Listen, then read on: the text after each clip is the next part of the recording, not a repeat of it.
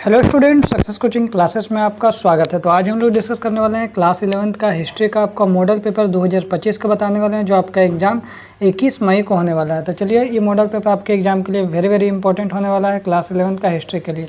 तो चलिए सबसे पहला क्वेश्चन देखते हैं। सबसे पहला क्वेश्चन यहाँ पर बोला जा रहा है, जो अमेरिका स्वतंत्र देश कब बना। तो इसका जो राइट आंसर हो जाएगा हमारा ऑप्शन नंबर सी हो जाएगा। इसका राइट आंसर 1776 हो जाएगा। ठीक है, 1776 आपका राइट आंसर हो जाएगा। आगे देखते हैं क्वेश्चन नंबर 2 क्या बोल रहा है, एम्फोरा किसे कहते हैं। ये भी क्वेश्चन आपको वेरी इंपॉर्टेंट क्वेश्चन है, तो याद रखिए एम्फोरा किसको बोलते हैं, तो मटके या कंटेनर को हम लोग बोलते हैं। आगे देखते हैं थर्ड सवाल क्या बोल रहा है, गिलगेमिस महाकाव्य का संबंध किससे। ये भी क्वेश्चन आपका एग्जाम के लिए वेरी इंपॉर्टेंट क्वेश्चन है, तो याद रखिए इसका राइट आंसर हो जाएगा मेसोपोटामिया सभ्यता से। आगे देखते हैं क्वेश्चन नंबर हमारा 4 क्या बोल रहा है, सीनेट में किसका बोलबाला था। तो याद रखिए सीनेट में अभिजात वर्ग का सबसे ज़्यादा बोलबाला था। ये भी क्वेश्चन आपका एग्जाम के लिए इंपॉर्टेंट है। आगे देखिए इक्वाइड्स किसका क्या थे। तो याद रखिए इक्वाइड्स क्या थे, तो अश्वरोही थे। क्या थे, अश्वरोही थे। आगे यदि हम लोग देखते हैं क्वेश्चन नंबर 6 की बात करते हैं, पांडुलिपि से क्या मतलब है। तो याद रखिएगा हाथ से लिखी जो पुस्तक होता है उसको हम लोग क्या बोलते हैं, पांडुलिपि बोलते हैं। आगे यदि हम लोग देखते हैं क्वेश्चन नंबर 7 क्या बोल रहा है, क्वेश्चन नंबर 7 बोल रहा है चंगेज खान का जन्म कब हुआ था।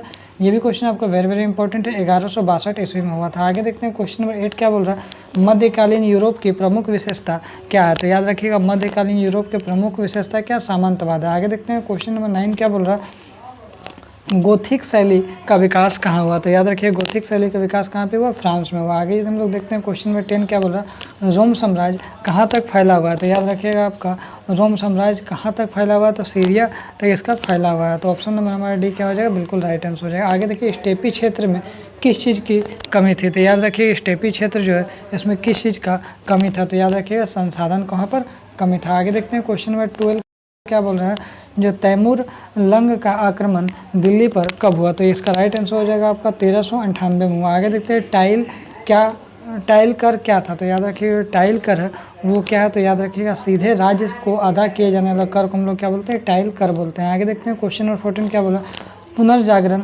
सर्वप्रथम कहाँ पर प्रारंभ हुआ था। तो याद रखिएगा पुनर्जागरण कहाँ पे हुआ था, इटली से हुआ था। आगे देखते हैं क्वेश्चन नंबर 15 क्या बोल रहा है, प्रथम रोमन सम्राट कौन था। तो याद रखिएगा प्रथम रोमन सम्राट जो था वो कौन था। तो इसका राइट आंसर हो जाएगा आपका अगस्टस था। आगे देखते हैं ऑस्ट्रेलिया संघ कब अस्तित्व में आया। तो याद रखिए ऑस्ट्रेलिया संघ कब अस्तित्व में आया। तो इसका राइट आंसर हो जाएगा हमारा ऑप्शन नंबर सी हो जाएगा 1901 में। आगे यदि देखते हैं क्वेश्चन नंबर 17 क्या बोल रहा है, मंगोल साम्राज्य का संस्थापक कौन था। तो याद रखिएगा चंगेज खान था। ये भी क्वेश्चन आपको वेरी इंपॉर्टेंट क्वेश्चन। आगे यदि देखते हैं क्वेश्चन नंबर 18 क्या बोल रहा है, रोम में बोली जाने वाली भाषा कौन सी थी। तो याद रखिएगा रोम में बोली जाने वाली भाषा लातिनी भाषा इसका राइट आंसर हो जाएगा। आगे देखिए मेसोपोटामिया का प्रथम भाषा कौन सा था। तो ये भी क्वेश्चन आपको वेरी इंपॉर्टेंट क्वेश्चन है 19 का। तो याद रखिएगा सुमेरियन भाषा। आगे देखते हैं क्वेश्चन नंबर 20 क्या बोल रहा है, मध्यकालीन यूरोप समाज के पादरी किस वर्ग के अंतर्गत आते हैं। तो याद रखिएगा पादरी जो हमारा कौन सा वर्ग के अंतर्गत आता है, तो प्रथम वर्ग के अंतर्गत आता है। हमारा ऑप्शन नंबर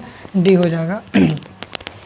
आगे देखते हैं क्वेश्चन नंबर 21 क्या बोल रहा है, जो यूरोप में इटली शहर में सबसे पहले किसका स्थापना हुआ था। तो याद रखिए आपका विश्वविद्यालय का स्थापना हुआ था। आगे यदि देखते हैं क्वेश्चन नंबर 22 क्या बोल रहा है, कौन से काल में पुर्तगाल सर्वप्रथम चीन पहुंचे थे। तो याद रखिए इसका राइट आंसर हो जाएगा हमारा ऑप्शन नंबर सी 1513। आगे यदि हम लोग देखते हैं क्वेश्चन नंबर 23 क्या बोल रहा है, लिवरपूल स्थित है। कहाँ पे लिवरपूल स्थित है, याद रखिए इसका राइट आंसर हो जाएगा हमारा ऑप्शन नंबर डी इंग्लैंड में। आगे यदि देखते हैं क्वेश्चन नंबर 24 क्या बोल रहा है, द लास्ट सपर की रचना किसने की थी। ये भी क्वेश्चन आपको वेरी इंपॉर्टेंट क्वेश्चन है, तो इसका राइट आंसर हो जाएगा हमारा ऑप्शन नंबर डी हो जाएगा, लियोनार्डो दा विंची हो जाएगा। आगे देखते हैं क्वेश्चन नंबर 25 क्या बोल रहा है, सर्वप्रथम भाप इंजन का आविष्कार किसने किया। तो याद रखिएगा आपका इसका राइट आंसर हो जाएगा हमारा ऑप्शन नंबर बी, थॉमस न्यूकोमेन ने किया था। आगे देखते हैं क्वेश्चन नंबर 26 क्या बोल रहा है, प्रथम विश्व युद्ध की अवधि क्या थी। तो याद रखिए इसका राइट आंसर हो जाएगा आपको 1914 से 1918 हो जाएगा। आगे देखते हैं संयुक्त राज्य अमेरिका में दास प्रथा का कब अंत हुआ। तो याद रखिएगा दास प्रथा का कब अंत हुआ। तो याद रखिए इसका राइट आंसर हो जाएगा हमारा ऑप्शन नंबर बी 1865 हो जाएगा। आगे देखते हैं क्वेश्चन नंबर 28 क्या बोल रहा है, स्पेन पर अरबों का आक्रमण कब हुआ। तो स्पेन पर जो है अरबों का आक्रमण कब हुआ। तो इसका राइट आंसर हो जाएगा हमारा ऑप्शन नंबर एक हो जाएगा 711 AD। आगे देखते हैं वारका शीर्ष क्या था। तो क्या है वारका शीर्ष क्या है, तो याद रखिए इसका राइट आंसर हो जाएगा स्त्री का सिर संगमरमर का था, उसी को हम लोग क्या बोलते हैं, वारका शीर्ष बोलते थे। आगे देखते हैं क्वेश्चन नंबर 30 क्या बोल रहा है, अहुर माजदा कौन है। तो याद रखिएगा अहुर माजदा कौन है, तो देवता है। आगे देखते हैं मार्को पोलो कहाँ का रहने वाला था? तो याद रखिएगा मार्को पोलो कहाँ का रहने वाला था? तो याद रखिए इटली का रहने वाला था। फ्रांस में कृषकों का विद्रोह कब हुआ?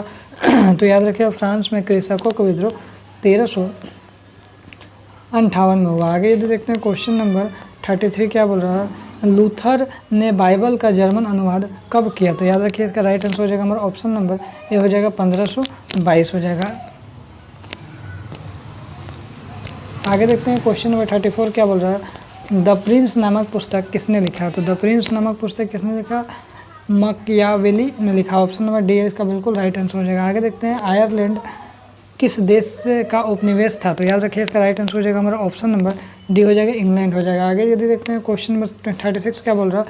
चीन किस महादेश में स्थित है? याद रखिए चीन हमारा कौन सा महादेश में? एशिया महादेश में स्थित है।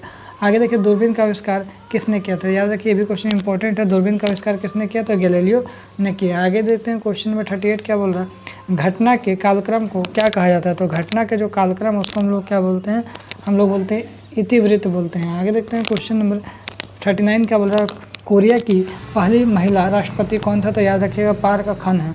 आगे देखते हैं क्वेश्चन नंबर 40 जापान में पहली बार महिलाओं को मतदान कब किया गया था? तो 1944 में किया गया था।